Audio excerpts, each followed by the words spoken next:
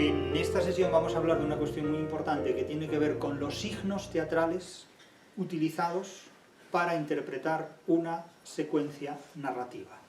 Vamos a utilizar este procedimiento del análisis de los signos teatrales para interpretar una secuencia narrativa, tomando como referencia el capítulo quinto de la novela Doña Bárbara de Rómulo Gallegos, capítulo quinto de la segunda parte de la novela.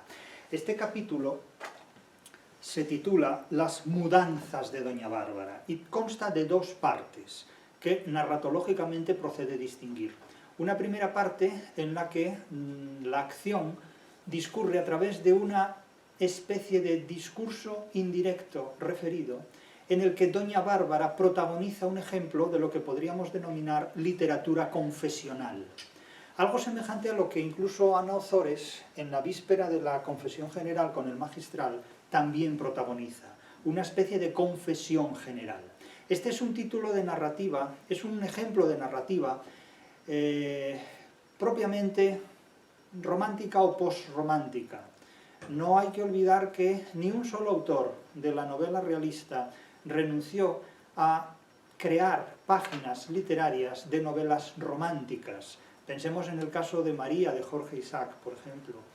Y pensemos en esta secuencia de Doña Bárbara, de Rómulo Gallegos, que aunque ya sea una novela de 1929, muy superada la etapa del realismo, del naturalismo y del romanticismo, también tiene una cita inevitable con la literatura confesional, no en la línea de Agustín de Hipona, no en la línea de Teresa de Jesús, sino que en este caso esta confesión amorosa o sentimental tiene que ver con la vida profana, con la experiencia profana, no religiosa.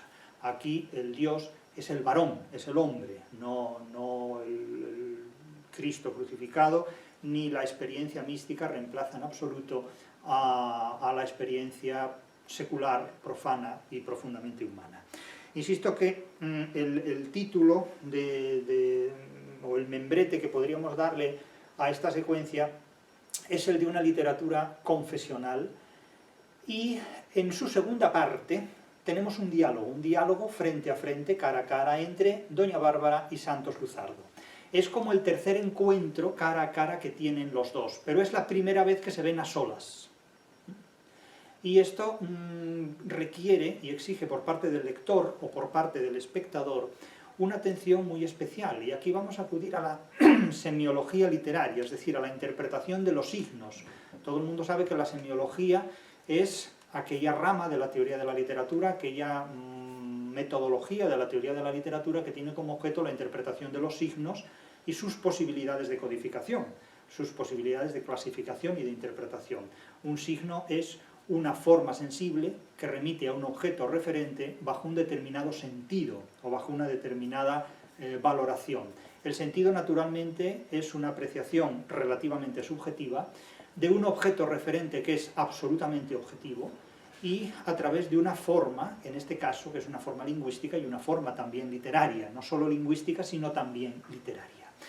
Vamos a acudir aquí a los 13 sistemas de signos que plantea Tadeusz Koptzan acerca del signo teatral y sus posibilidades de interpretación y de codificación. Veremos también que si tuviéramos que escenificar o teatralizar la secuencia a la que aquí vamos a referirnos, las posibilidades de interpretación semántica, concretamente semiológica, que implica una sintaxis, una semántica y una pragmática, son muy importantes, son muy reveladoras. Todo el mundo sabe que la sintaxis es aquella disciplina que estudia la relación que mantienen entre sí un término con el resto de los términos que forman parte de la misma unidad. Es decir, la relación que mantiene una parte con el resto de las partes que constituyen su totalidad. En el caso de la sintaxis oracional, la relación que un término de la oración mantiene con el resto de los términos de la misma oración. En el caso de una sintaxis narrativa, la relación que un término de la novela, el personaje, mantiene con otros términos de la misma novela, como pueden ser las funciones o situaciones, las relaciones del tiempo y del espacio, etc. Es decir, las sintaxis son las partes estructurantes del relato, como dirían los estructuralistas, como diría Greimas o como diría Golan-Barthes o Genet o tantos otros. Bien, la semántica, todo el mundo sabe que es aquella disciplina que se ocupa de las diferentes modalidades de representar significativamente el sentido de las palabras, en el caso de la filología, o de las unidades literarias, en el caso de la literatura. Las diferentes modalidades de representar formalmente el sentido de aquellos términos que manejamos. Y la pragmática remite al uso que los seres humanos, que los sujetos en interacción, hacen del signo que manipulan, de los objetos o de los referentes que manipulan. Aquí, insisto, tenemos en este capítulo dos partes estructuralmente muy definidas y muy bien diferenciadas. La primera de ellas, naturalmente, está en función de la segunda, y la segunda en función de la primera. Es decir, no están puestas, no están colocadas, no están organizadas sintácticamente de esa manera por un arbitrio, sino con una clarísima intención literaria. Forma un embudo. La primera parte hace converger todos los sentimientos de Doña Bárbara en lo que es esa relación interactiva, ese diálogo cara a cara y solitariamente, ellos solos, los dos, solos, en ese diálogo que acaba fatal, acaba realmente mal. La novela, como cualquier lector atento habrá observado a estas alturas, plantea muchos conflictos, plantea no los conflictos entre padre e hijo, varones, sino entre madre e hija, mujeres. Un conflicto menos frecuente en la literatura, el conflicto de madres e hijas. Plantea también, como hemos dicho ya muchas veces, el conflicto entre la civilización y la barbarie, por supuesto. Y plantea también, en este caso, cómo funciona un diálogo narrativo. Los diálogos narrativos son de muchos tipos. Los diálogos en general son de muchos tipos y los diálogos de género narrativo son también enormemente complejos. Hay diálogos en los que el intermediario, el narrador, desaparece formalmente, desaparece textualmente, de tal modo que la novela se convierte en la narración de una escena teatral. Es el caso de La Celestina, por ejemplo, que es una novela para unos, es una obra de teatro para otros, es decir, es un género ambiguo para todos.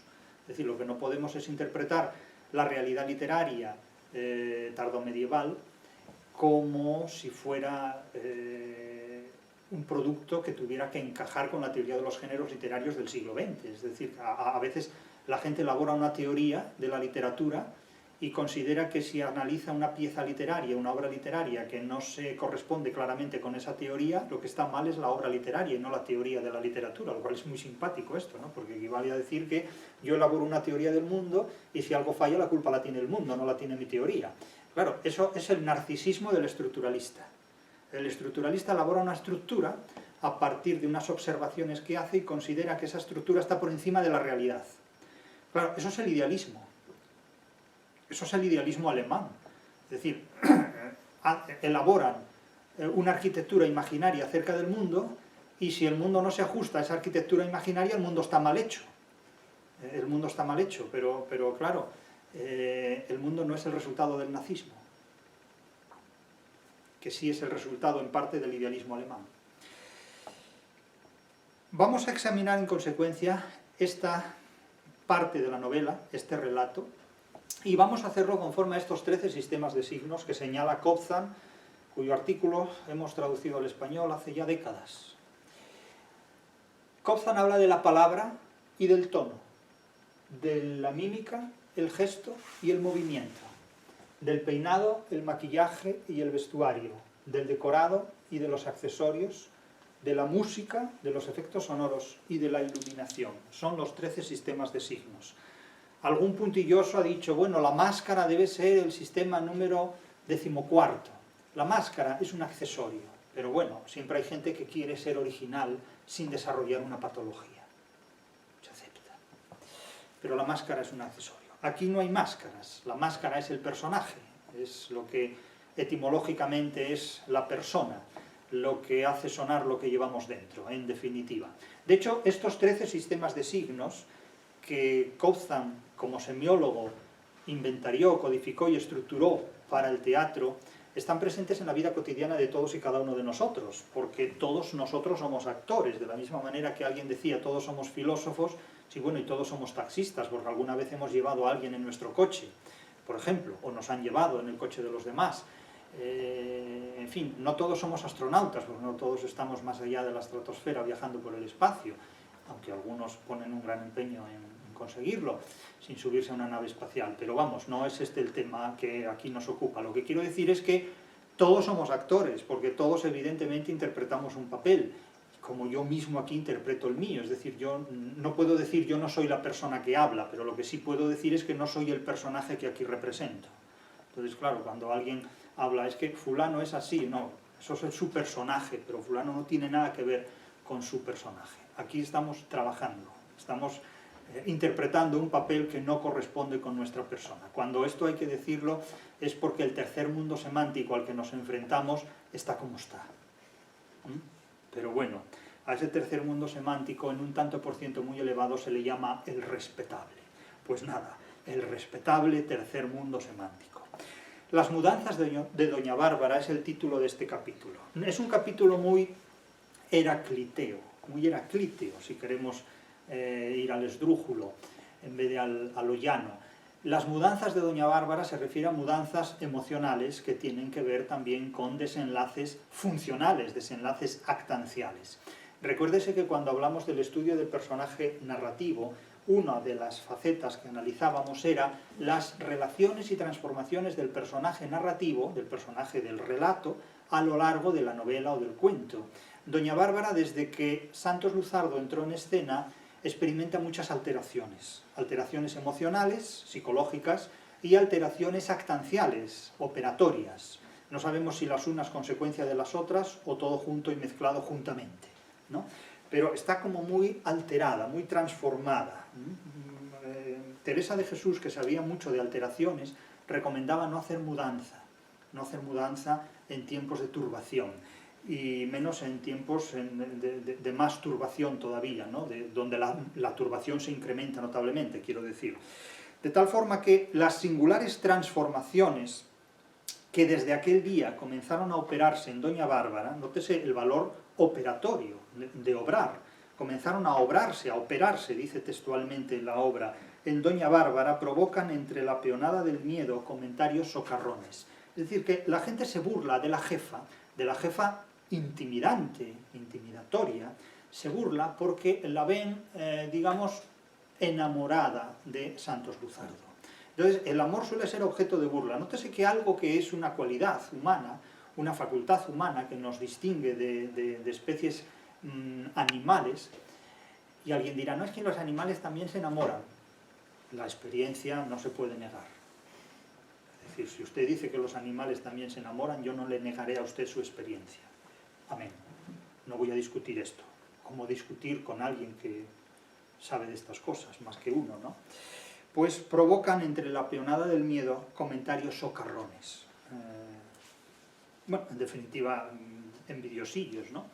Pero aquí comienza la parte confesional de la literatura, que en un estilo en cierta manera indirecto libre, en unos casos, indirecto referido en otros, va retratando a Doña Bárbara como una mujer que se mueve en la dialéctica entre la criminal que es, la mujer fatal que es, la mujer que tiene un odio terrible hacia el varón, un odio terrible hacia el varón, una androfobia feroz, justificada por una serie de razones, pero claro, porque si un perro te muerde, no quiere decir que todos los perros sean malos.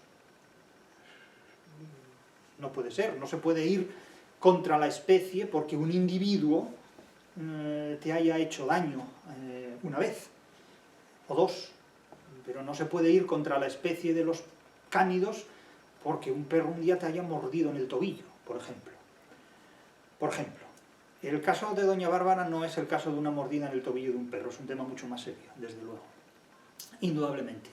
Pero se mantiene, insisto, en esta dialéctica que supone el enfrentamiento entre una mujer que es una auténtica criminal, una auténtica perversa desde el punto de vista de los sentimientos humanos, se enfrenta a esta misma mujer a una parte de sí misma en virtud de la cual se enamora de un hombre como nunca se ha enamorado de un hombre. Por una serie de razones que ella va a aducir. Este capítulo es una auténtica razón de amor. Es una auténtica razón de amor, por parafrasear el título del poemario de Salinas, que a mi juicio tenía muy pocas razones para enamorarse de Caterina, pero bueno, no vamos a entrar a juzgar estos episodios, sobre todo cuando carecemos de una parte vital de la correspondencia entre los dos. El caso es que vamos a ver la dialéctica inmensa que hay entre las dos partes que enfrentan a esta mujer dentro de sí misma. Es decir, es como si Satanás se hubiera enamorado de uno de los querubines de Dios, de los cuales él formó parte con anterioridad. Dice doña Bárbara, en un estilo directo libre en unos casos, directo referido en otros, lo siguiente que acaba de interpretar en una literatura confesional. Ella misma tampoco podría explicárselas, estas mudanzas, estas alteraciones de su estado de ánimo, de su psicología, pues todo venía siendo obra de unos sentimientos nuevos en su vida, sobre los cuales aún no tenía dominio. Es decir, por primera vez en su vida adulta, doña Bárbara tiene sentimientos que no controla. Claro, esto es inaudito completamente. Doña Bárbara lo controla todo, los sentimientos propios y los ajenos, y ahora tiene sentimientos que ella no controla. Esto es inaudito, es insólito, realmente. Por primera vez se había sentido mujer en presencia de un hombre. Claro, esto es un antes y un después. ¿Quién no se ha hecho esta afirmación alguna vez? Cada uno sabrá. Por primera vez se había sentido mujer en presencia de un hombre. Claro, dice sentir y no ser, porque mujer es. Otra cosa es que la mujer que sea nunca se haya sentido a sí misma como tal. Claro, uno puede ser un rinoceronte y sentirse cuervo. Como diría el verso de Lope de Vega, nacisteis cuervo y presumís paloma. Es decir, habéis nacido como cuervo que sois y os creéis que sois paloma. Es decir, eres un cuervo que cuando se mira al espejo ve una paloma, ¿no? Por ejemplo, claro, el narcisismo es una forma de idealismo también. En este caso, siendo ella mujer desde su nacimiento biológico, entonces no se discutía ontológicamente este estatuto, nunca se había sentido como tal. Es decir, se había sentido un monstruo, por así decirlo, ¿no? Y no de las galletas, precisamente. Es decir, por primera vez se había sentido mujer en presencia de un hombre, pero claro, ¿qué hombre? No es un hombre cualquiera, porque hasta ahora los hombres que ha conocido doña Bárbara han sido auténticos patanes. Entonces, claro, medir la capacidad de seducción de una persona por la inteligencia de la persona seducida es lo que mide de alguna manera esa capacidad de seducción. Entonces, claro, ¿qué ocurre? Que si seducimos a un patán, pues evidentemente el poder de seducción es bastante pobre, se mueve en un umbral de una gran pobreza. Podemos seducir a muchos patanes, porque es lo que más abunda, indudablemente. Entonces, concurso de seducción, ¿usted a cuántas personas ha seducido? Pues yo he seducido a 1200, coeficiente intelectual de las 1200, 0 bajo 0. Vale. Muy bien, pero son 1200, oiga, yo tengo un currículum aquí de 1200, sí, pero no saben nada de lo que hacen, o sea, son medio bobos, pero no importa, son 1200, vale, ¿usted cuántas ha seducido? Pues yo he seducido a uno, y bueno, ¿y quién es ese uno? Bueno, pues es una persona que sabe hacer cosas, ¿no? Sabe leer, sabe escribir, sabe, en fin, escribe novelas, es ingeniero o de algo útil, ¿no? Etcétera, etcétera, vale. Bien, ¿comprenden lo que quiero decir con esto? Entonces, doña Bárbara hasta ahora ha seducido a una serie de hombres que todos juntos no valen para nada. No valen para nada porque los ha esquilmado, los ha destruido, se ha quedado con su dinero o simplemente los ha utilizado para hacer ella dinero y utilizarlos a ellos como moneda de cambio, servirse de ellos como moneda de cambio. Pero este fulano, el Santos Luzardo, no encaja con ninguno de los hombres previamente codificados por doña Bárbara. Se sale fuera del catálogo. No, o sea, doña Bárbara no tiene recursos para seducir a este fulano, para seducir a este tío. Sus procedimientos de seducción no funcionan. Es probable que en la vida real funcionaran perfectamente, pero la novela hace un planteamiento no alternativo a la vida real, sino simplemente hace un planteamiento diferente. La novela es ficción, por lo tanto no podemos analizar esto como si fuera un documento real, porque entonces estamos fuera de lugar, nos situamos fuera de contexto, ¿no? Es decir, actuamos como un Don Quijote que se cree que puede ser uno de los personajes de los libros que lee. Claro, si es como los padres que leen a un niño cuentos de hadas y un día, pues de repente por la mañana se creen que van a ser un hada y andan por ahí encantando a los niños de los demás. por ejemplo, sería una cosa equivalente. Por primera vez se había sentido mujer en presencia de un hombre. Había ido al rodeo de Mata Oscura dispuesta a envolver a Santos Luzardo en la malla fatal de sus seducciones, a fin de que se repitiese en él la historia de Lorenzo Barquero. Es decir, aplicó el mismo procedimiento, el kitsch, el formato kitsch, ¿no? Dice, este tipo responde a tal procedimiento, le vamos a aplicar este procedimiento y el resultado que procede es que lo convertimos en uno más de los eslabones de la cadena de hombres tontos a los que yo he seducido, les he robado todo su dinero, me he quedado con toda su hacienda y cuando ya no los he necesitado para nada, al contenedor de basura de imposible reciclado. Y ya está. Bien, pero en este caso no funcionó el procedimiento. Insisto que en la vida real lo más probable es que hubiera funcionado perfectamente. Lo más probable es que hubiera funcionado perfectamente. Pero la novela plantea una alternativa a ese recurso habitual, precisamente para exigir en el lector una reflexión diferente. La literatura es una forma superior de racionalismo. Es una forma superior de racionalismo que no se da en otras actividades humanas, pero que muy poca gente sabe percibir, porque en realidad muy poca gente ha recibido una formación literaria. No es lo mismo recibir una formación literaria que leer a Harry Potter o a Agatha Christie. ¿Ya? Vale, seguimos. Había ido al rodeo de Mata Oscura dispuesta a envolver a Santos Luzardo en la malla fatal de sus seducciones, a fin de que se repitiese en él la historia de Lorenzo Barquero. Mas, aunque creía que sólo la animaban la codicia y el implacable odio al varón, llevaba también en la vehemencia del alma atormentada por este sentimiento y en los apetitos de su naturaleza, hecha para el amor, el ansia insaciada de una verdadera pasión. Es decir, que parece ser que esta mujer que nunca disfrutó de la vida, descubre que nunca ha disfrutado de la vida. Le pasa lo mismo que al doctor Fausto, que llega viejo después de haber pasado toda su vida estudiando todas las cosas del mundo y alguna más todavía, y se da cuenta de que no ha disfrutado en absoluto de la vida. Entonces, en los últimos años de la vejez, digamos que cuando ya es un profesor, pongamos la equivalencia, emérito y jubilado, dice que va a empezar a estudiar lo que le gusta. Y claro, y la cuestión es, ¿y qué hizo hasta ahora? Entonces, claro, cuando ya es un vejestorio casi centenario, dice que va a empezar de nuevo a traducir y hacer una hermenéutica de las Sagradas Escrituras. Y empieza a traducir el Génesis por la primera frase, ¿no? Y dice, pues a buenas horas empezamos de nuevo a repetir la misma historia. Entonces, claro, dice, pues si yo fuera joven, entonces voy a invocar al demonio a ver si me devuelve la juventud. Y aparece Mefistófeles y se van con Margarita, hacen un viaje a Leipzig. Y después, bueno, encuentra el amor de Margarita y empieza a imaginar el idealismo alemán, ¿no? Etcétera, etcétera. Bien, pues está lo mismo. Dice, ¿y si yo hubiera podido vivir una historia de amor, si yo conociera la pasión del amor, etcétera, etcétera, ¿no? Hasta allí, todos sus amantes, víctimas de su codicia o instrumentos de su crueldad, habían sido suyos como las bestias que llevaban la marca de su hierro. Claro, la animalización del hombre no puede ser mayor. Cogía a los tíos, los marcaba, digamos, con sus imperativos, los exprimía absolutamente y después, cuando ya no le servían para nada, los tiraba al cubo de la basura. Víctimas de su codicia o instrumentos de su crueldad. Claro, esta señora era una santa. No Teresa de Jesús, pero desde luego menuda elementa.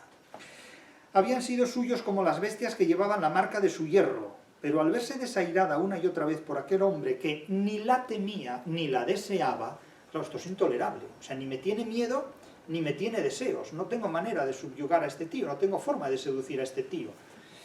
Y eso es muy irritante, porque no hay nada más irritante para nuestros contemporáneos y para una persona servil que la libertad que podemos manifestar ante ellos. De hecho, no hay nada más irritante para una persona servil que la libertad que ejercen quienes la rodean. Porque una persona servil quiere que todo el mundo sea servil, sobre todo en la cadena de mando. Ellos son serviles a sus superiores y pretenden que sus inferiores sean serviles a ellos. Y cuando se encuentran con alguien que niega el servilismo, eso es intolerable. Y a esta le ocurre algo así. Salta, y este tío que ni me teme ni me desea, ¿qué hago con él? Lo mato. Pero claro, no lo puede matar porque en el fondo ella lo desea a él. Y claro, eso no puede ocurrir. Hasta que pierda la última esperanza no lo va a hacer. Hasta allí todos sus amantes, etcétera, etcétera. Bien, pero al verse desairada una y otra vez por aquel hombre que ni la temía ni la deseaba, sintió con la misma fuerza avasalladora de los ímpetus que siempre le habían lanzado al aniquilamiento del varón aborrecido, valga la redundancia, porque si era varón era aborrecido, que quería pertenecerle, aunque tuviera que ser como le pertenecían a él las reses que llevaban grabado a fuego el hierro altamireño de los costillares. Es decir, que ella declara que desearía pertenecerle a él del mismo modo que las reses que llevan marcado en los costillares el hierro de la finca de Altamira. Es decir, ha invertido completamente la imagen anterior. Al principio fue una tumultuosa necesidad de agitación. Yo no sé qué es una tumultuosa necesidad de agitación, mas no de aquella atormentada y sombría que antes la impulsaba a ejercitar sus instintos rapaces, sino una ansia ardiente de gozar de sí misma con aquella región desconocida de su alma que inesperadamente le habían mostrado su faz. Esto, claro, son páginas de una novela de amor, casi de Corín Tellado, podríamos decir. Los días enteros se los pasaba correteando por las sabanas. El corretear tiene en español un sentido como de hada madrina, ¿no? De ir buscando por ahí algo. O sea, podría decir cabalgar, podría decir galopar, podría decir andando a caballo, pero dice corretear, o sea, ir de un lugar a otro sin sentido, gratuitamente. Sin objeto ni rumbo, solo por gastar el exceso de energías que desarrollaba su sensualidad enardecida por el deseo de amor verdadero en la crisis de los 40. Bueno, la crisis de los 40 como de los 30, como de los 20, como de los 60, como de los 120, ¿no? Por decir algo, a mi juicio. Ebria de sol, viento libre y espacio abierto. Es decir, que esta imagen de la mujer que cabalga sobre el caballo, hay que decirlo, cabalga sobre el caballo, como ese anuncio de los años 70, de aquella bebida alcohólica para hombres, ¿no? Que podrían beber también mujeres, pero vamos, el anuncio era pensando en los hombres y ponían a una mujer cabalgando en el caballo. Está constantemente recorriendo esta novela, ¿no? Primero Marisela, ahora Doña Bárbara, etcétera, etcétera. Y le da por experimentar una depresión eufórica, la depresión eufórica que consiste en tirar la casa por la ventana. Entonces, claro, una cosa inaudita. ¿Por qué razón? Porque al mismo tiempo, sin ser todavía ni con mucho la bondad, la alegría, la impulsaba a actos generosos. Una vez repartió entre sus peones dinero a puñados, como el que reparte caramelos el día de la cabalgata de Reyes, ¿no? Imagínense esto, dinero a puñados, para que lo gastaran en divertirse. En educación o en leer el Quijote no lo iban a gastar. No queremos pensar en las diversiones. Ellos se quedaron viendo las monedas que llenaban sus manos, les clavaron el colmillo, para ver si eran falsas o no, las hicieron sonar contra una piedra y todavía no se convencieron de que fuesen plata de ley. Con lo avara que era doña Bárbara, ¿quién iba a creer en esta largueza? Es decir, en su generosidad. O sea, ¿cómo estaría de mal la tía? Siendo una rata tacaña y terrible, porque ella no contaba el dinero, ella lo medía. Lo dice el narrador propiamente. Ella no cuenta el dinero porque perdía mucho tiempo contando, entonces lo medía. Lo acumulaba en tinajas y con 1 metro iba midiendo las tinajas, pero no contaba el dinero porque aquello era un sinvivir, era inacabable, ¿no? Contaba el dinero doña Paula, la madre del magistral, que se encerraba allí con sus colaboradores corruptos vendiendo productos eclesiásticos y contaba el dinero. Pero esta no lo cuenta, lo mide. La trastornaba, sigue la literatura confesional, la idea de llegar a ser amada por aquel hombre que no tenía nada de común con los que había conocido, ni la sensualidad repugnante que desde el primer momento vio en las miradas de Lorenzo Barquero. Es decir, Lorenzo Barquero queda aquí desacreditado, porque de alguna manera solo quiere a doña Bárbara para satisfacción sexual o exhibición sexual, no por amor tampoco. Entonces ella no ha conocido, se parte del presupuesto de que ella no ha conocido una relación amorosa con un hombre. No ha tenido, digamos, ningún tipo de vivencia amorosa con un hombre, porque los hombres que ha conocido no le han proporcionado ninguna vivencia amorosa, ninguna relación amorosa. Le han proporcionado otras actividades, no entro a detallar. Ni la masculinidad brutal de los otros, al hacer esta comparación se avergonzaba de haberse entregado a amantes torpes y groseros, cuando en el mundo había otros como aquel, Santos Luzardo, que no podían ser perturbados con la primera sonrisa que se les dirigiera. Es decir, yo no sé si ella idealiza o no a Santos Luzardo. Yo sí sé que el narrador idealiza a Santos Luzardo. No hay hombres como Santos Luzardo en el mundo. No los hay.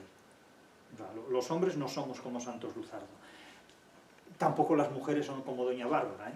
Claro, estos son polos opuestos. Pero la literatura plantea en términos de ficción una relación tremendamente dialéctica entre la crueldad encarnada en una mujer y el idealismo fabuloso encarnado en un hombre. Otra cosa es que la gente que se enamore mutuamente la una de la otra, bueno, pues vea maravillas. No voy a discutir esto, no voy a tipificar yo aquí ahora mismo el enamoramiento como un trastorno psicológico de personalidad del tipo que sea. Eso ya se lo dejo a los psiquiatras, a la primavera o a los libros de cuentos. Eso ya no entramos en el tema. Pero que quede claro que o sea, interpretamos literatura, no un manual de instrucciones. O sea, que no anden por ahí disfrazándose ni de Doña Bárbara ni de Santos Luzardo, porque entonces acabarán como Don Quijote en Sierra Morena, dando brincos en las peñas y cosas por el estilo, etc. Luego pueden ir a la televisión, pero en eso ya no entro. Por un momento se le ocurrió valerse de sus poderes, poderes entrecomillados por el narrador, poderes de hechicería, conjurar los espíritus maléficos obedientes a la voluntad del dañero es decir, del espíritu del mal, del maligno. Pedirle al socio, con mayúsculas y entre comillas, pues se supone que ella tiene contactos en una de estas fases avanzadas con el demonio, lo que sea, y le pide favores, como Celestina en el Conjuro. Claro, Celestina puede creer en el poder de la magia, Fernando de Rojas no. Pero no se confundan cuando leen la Celestina. Pedirle al socio que le trajera al hombre esquivo, es decir, utilizar artes metafísicas de amor, conjuros de amor, para enamorar a alguien, ¿no? Pero inmediatamente rechazó la idea con una repugnancia inexplicable. La mujer que había aparecido en ella la mañana de Mata Oscura, el día del rodeo, quería obtenerlo todo por artes de mujer. Es decir, por su propia capacidad personal. No quería, digamos, el apoyo de la hechicería. Probablemente porque sabe que el apoyo de la hechicería no conduce a ninguna parte. Es decir, no quería imaginarse la relación con él, quería una relación real, no imaginaria. Quería una relación operatoria, no ideal. Los términos reales relacionados de manera real, lo hemos explicado en clases anteriores. El caso es que tenía su corazón, dice, hastiado de violencias. La mujerona supersticiosa se creía asistida de poderes sobrenaturales, pero en este caso dice no. Esto no es cuestión de poder sobrenatural, esto es una realidad. O sea, esto no es una ficción, esto no se resuelve con ficciones, esto va en serio. Nótese que todo esto es una, insisto, literatura confesional, es una declaración que ella se hace para sí misma, en un contexto en el que ella trata de no engañarse. Es decir, ella finge poderes y hechicerías y todo esto delante de los demás. ¿Para qué? Para mostrarse como alguien que posee unas facultades sobrehumanas. Hablábamos de esto hace precisamente una semana. El animismo, el sobrenaturalismo, la pseudociencia en definitiva. Yo tengo poderes para invocar esto, para hacer lo otro. Bueno, eso es el Fausto de Goethe, eso es Shakespeare, que oye voces, ve fantasmas, trata con brujas, Macbeth, todo este tipo de historias. Esto no lo encontraremos en absoluto en la literatura española. Cervantes es un auténtico exterminador de brujas, fantasmas, sacoasmas, alucinaciones y demás apofenias por el estilo. La realidad no es ambigua en el Quijote. Hoy decimos esto, un 22 de abril del 2024, aniversario, porque tal día como hoy, un 22 de abril de 1616, muere Cervantes. Cervantes no muere un 23 de abril, y Shakespeare tampoco. En Inglaterra tenían un calendario juliano todavía, un calendario retrasado, usaban el calendario de Julio César todavía, cuando en España se utilizaba ya desde hacía muchos años, casi un siglo, el calendario gregoriano.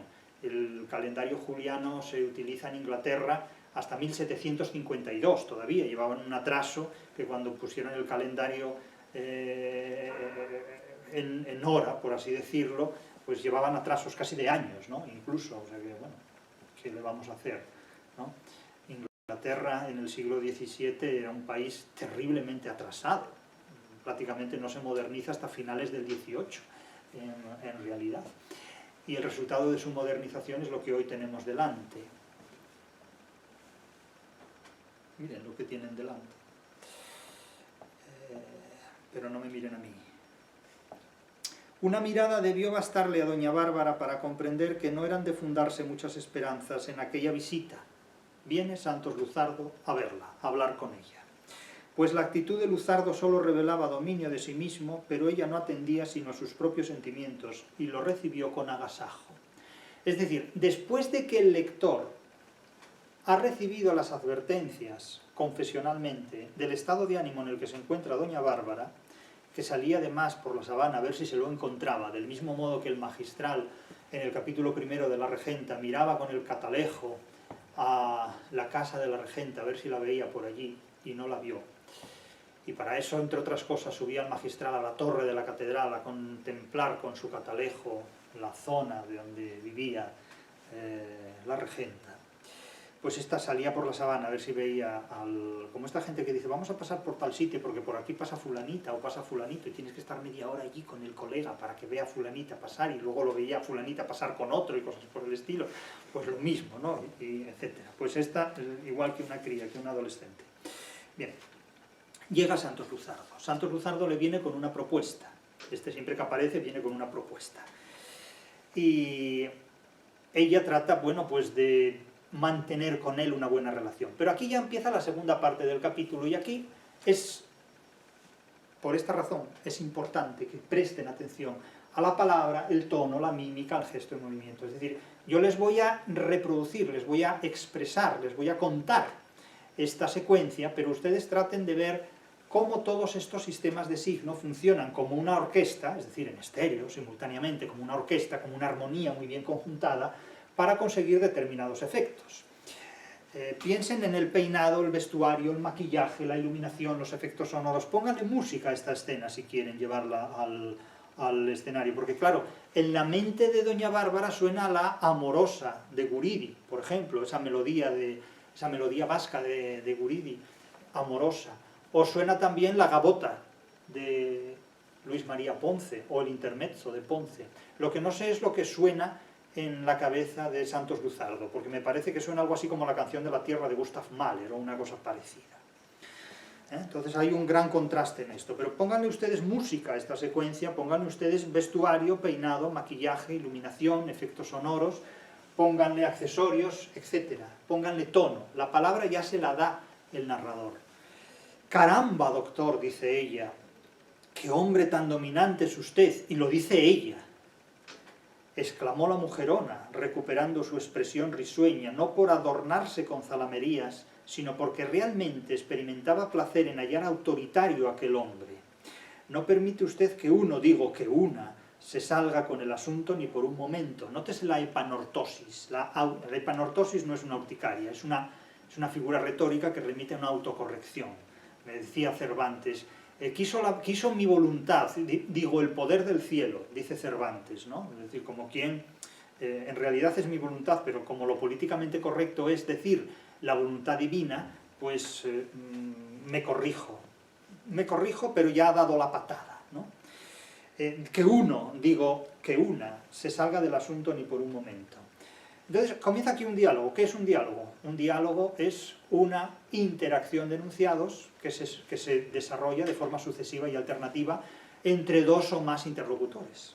Eso es un diálogo. Pero hay diálogos de sordos, en los que cada uno dice una cosa sin escucharse mutuamente al otro. Hay diálogos donde naturalmente se retiene información. Hay diálogos capciosos, valga la redundancia porque todos lo son. Aquello de lo que hablamos el otro día, ¿qué? Depende. ¿No? Son diálogos que no explicitan nunca lo que se quiere decir, ¿no? Este no es el caso, son diálogos bastante explícitos. Y ella pero ella está en el contexto de que todo lo que ella dice es una perífrasis de yo estoy enamorada de usted. Y él está en otro contexto y le viene a reclamar parte de los territorios que, como siempre, doña Bárbara está reteniendo en contra de la legalidad. Los invade en contra de la legalidad. Es decir, están en dos contextos completamente diferentes. O sea, ella le hubiera dado a él todo a cambio de tener con él una relación amorosa duradera, firme, convicta. Pero ¿qué ocurre? Que el amor es lo único que no se compra ni se vende. Hasta la salud Se puede negociar a veces, si se tiene dinero se puede paliar un problema de salud, pero el amor no, el sexo sí, se compra y se vende, pero el amor no, no. Y esta hubiera dado cualquier cosa por amor, pero no funciona con él. Y le dice, sí, ya veo que es usted un hombre raro, es decir, un hombre que yo no puedo codificar dentro de mi catálogo. Y el catálogo de Doña Bárbara no es pequeño, pero es pobre, es cuánticamente muy grande, pero no ha dado lugar a ninguna satisfacción, salvo las pecuniarias. Le confieso que nunca me había tropezado con un hombre tan interesante como usted. Claro, esto es un elogio en toda regla, un elogio, y vamos a decirlo suavemente. Claro, que Doña Bárbara te diga, y permítanme el uso del tú gringo en este caso, el uso del tú gringo es ese tú coloquial que no va a ninguna parte, ¿no? Le confieso que nunca me había tropezado con un hombre tan interesante como usted. Esto es muy morboso y muy estimulante, pero a él esto le entra por un oído y le sale por el otro. Es decir, mire, yo no vengo aquí a que me elogie, yo vengo aquí a que me dé lo que me corresponde por ley. Y algo más que le pide al final, y que eso ya supone el detonante más feroz del diálogo que mantienen entre los dos. Porque por ahí Doña Bárbara, por el ojo de esa aguja, Doña Bárbara no pasa. Fácilmente, fácilmente. Y ahí es cuando termina la escena en un desenlace terriblemente violento. Y ya verán por qué. Nunca me había tropezado con un hombre tan interesante como usted. Es decir, ella quiere jugar en serio. Es decir, ella quiere jugar a la primavera, pero de verdad, ¿no? Como diría Ricardo III, primavera temprana, breve estío preludia. Señora, protestó Luzardo, bien sabe usted que no podemos ser amigos. Yo podré ser contemporizador hasta el punto de haber venido a tratar con usted. Es decir, bastante hecho ya con venir aquí, cara a cara. Pero no me crea olvidadizo. Es decir, mire, no podemos ser amigos. O sea, no lo intente. Y habla de amistad. No hablemos ya de palabras mayores. Quedamos como amigos es a ver si no te vuelvo a ver nunca. La energía reposada con que fueron pronunciadas estas palabras acabó de subyugar a la mujerona. Es decir, que le están diciendo que no y más que le gusta. Desapareció de su rostro la sonrisa insinuante, mezcla de cinismo y de sagacidad. Y se quedó mirando a quien así era osado hablarle, con miradas respetuosas y al mismo tiempo apasionadas. Mímica, gesto, movimiento. ¿Cómo se mira con respeto y pasión a la vez? Pues la actriz que represente el papel de Doña Bárbara tendrá que saber hacerlo. Aquí entramos, insisto, nótese que toda esta secuencia exige a la palabra, el tono, la mímica, el gesto y el movimiento, que son cualidades que se ciernen, que se objetivan, que se ejecutan, que operan sobre todo en el cuerpo del actor. De hecho, el actor es el cuerpo que hace posible las operaciones del personaje. En definitiva, no hay personaje sin el cuerpo del actor. Pero claro, el cuerpo del actor es real, mientras que el personaje es de ficción. Se puede fingir una lágrima, pero no necesariamente sentir la lágrima en ese momento. Es decir, el actor es un fingidor. Que la gente que dice, qué bien siente su papel. No, lo sientes tú, sentado ahí. Pero el actor no siente absolutamente nada. Porque el actor lo que está es interpretando artificiosamente algo que no siente. Porque si lo sintiera no lo interpretaría y no lo va a sentir cada vez que tú quieras. Y que suene la función, ¿no? Evidentemente. O sea, eso no es así, es como un intérprete musical. Es decir, ¿cómo siente el nocturno de Chopin que toca? No siente nada ya, porque después de haber tocado millones de horas eso ya no se siente nada. Eso ahí lo que se hace es un ajuste de la interpretación musical para que lo sientas tú en tu ociosidad, o en tu ignorancia, o en tu sapiencia, o en tu alteración hormonal, o en tu como lo quieras llamar. Pero eso no tiene nada que ver. El arte es un artificio. Quedarse con el sentimiento implica que el artificio del arte resulte ininteligible para ese respetable tercer mundo semántico. Desapareció de su rostro la sonrisa insinuante, mezcla de todo aquello, con miradas respetuosas y al mismo tiempo apasionadas. Es decir, que se lo comía con todos los sentidos posibles, pero él a otra cosa. Todavía no le he dicho todo lo que tengo que decirle, dice él. Y dice, joder, todavía más.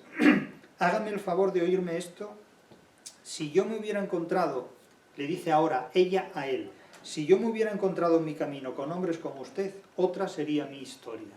Pero es que ella no se da cuenta de que él no viene a oír su historia.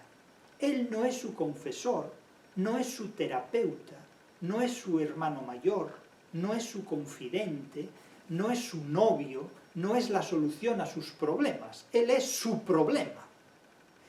Entonces hay personas que confunden el problema con la solución y confunden el interlocutor. Claro, es lo que en psiquiatría también se llama la transferencia, en cierta manera, en definitiva, proyectar hacia el terapeuta las situaciones que han causado la patología, etcétera, etcétera. Bueno, de esto saben los psiquiatras. Pero le dice, claro, si yo me hubiera encontrado con hombres como usted, otra sería mi historia. Sí, pero es que hombres como Santos Luzardo no los hay a disposición, no están en el escaparate. Yo quiero este, yo quiero este, yo quiero esto. No existe. Eso no funciona.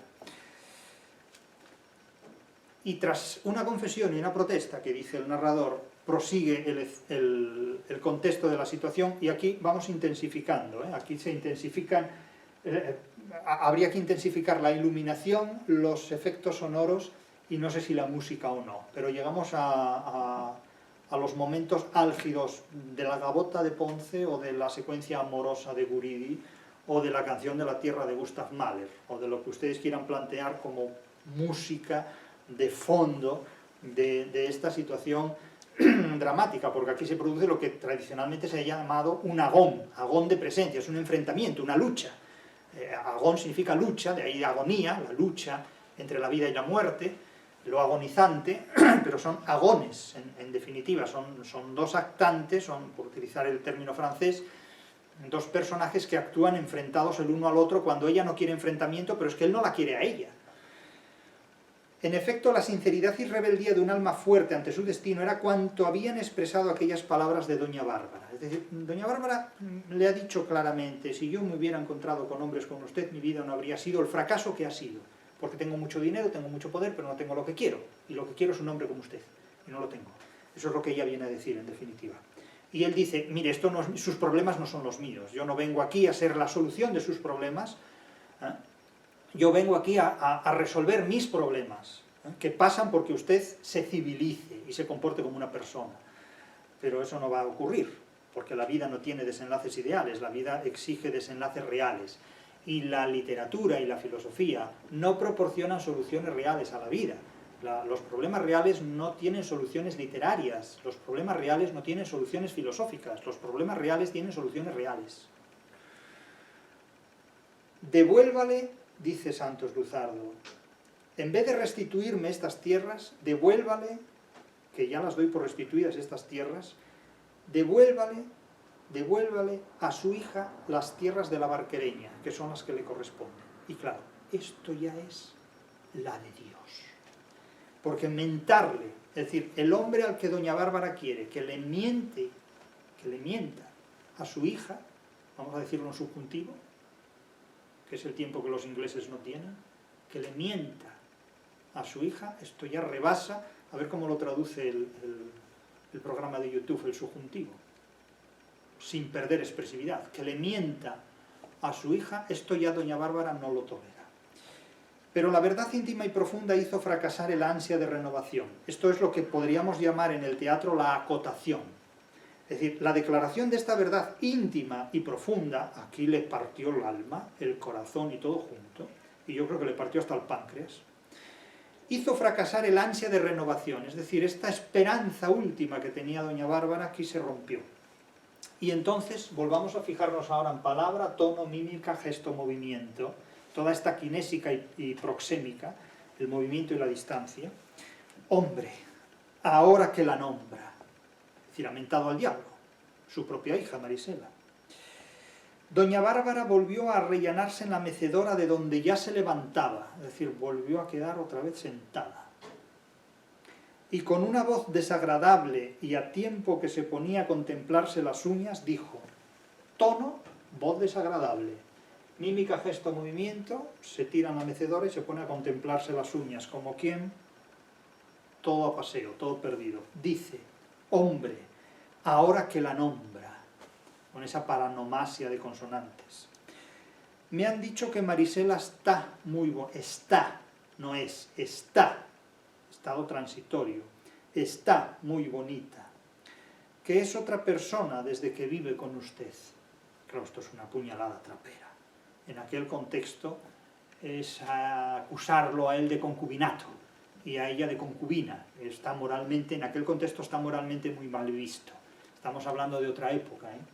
Estamos hablando de otra época. Que es otra persona desde que vive con usted. Entonces, esto equivale a decirle, es otra mujer desde que usted la tiene como concubina.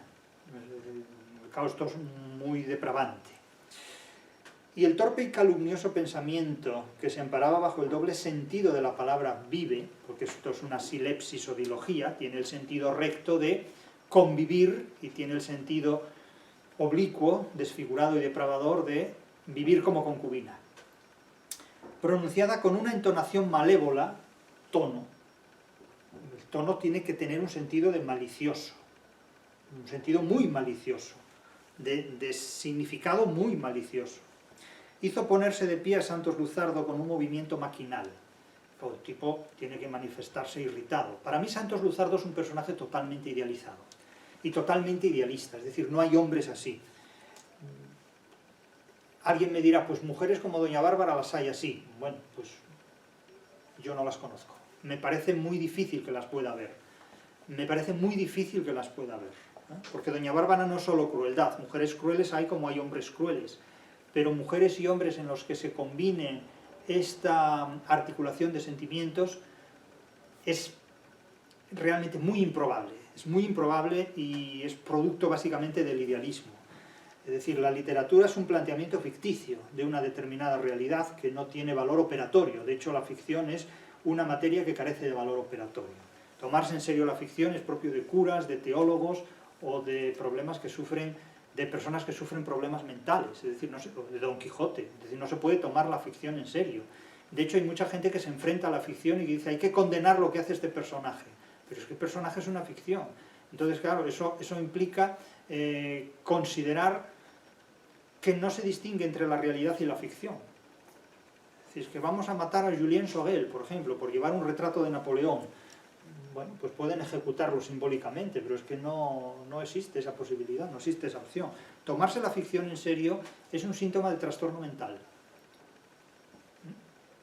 Es cierto que filósofos y curas se toman la ficción en serio porque atentan contra ella, pero esto no implica que la filosofía o la clerecía sea un trastorno mental. Esto hay que explicarlo también desde otros argumentos, otras cuestiones que tengan puntos en común.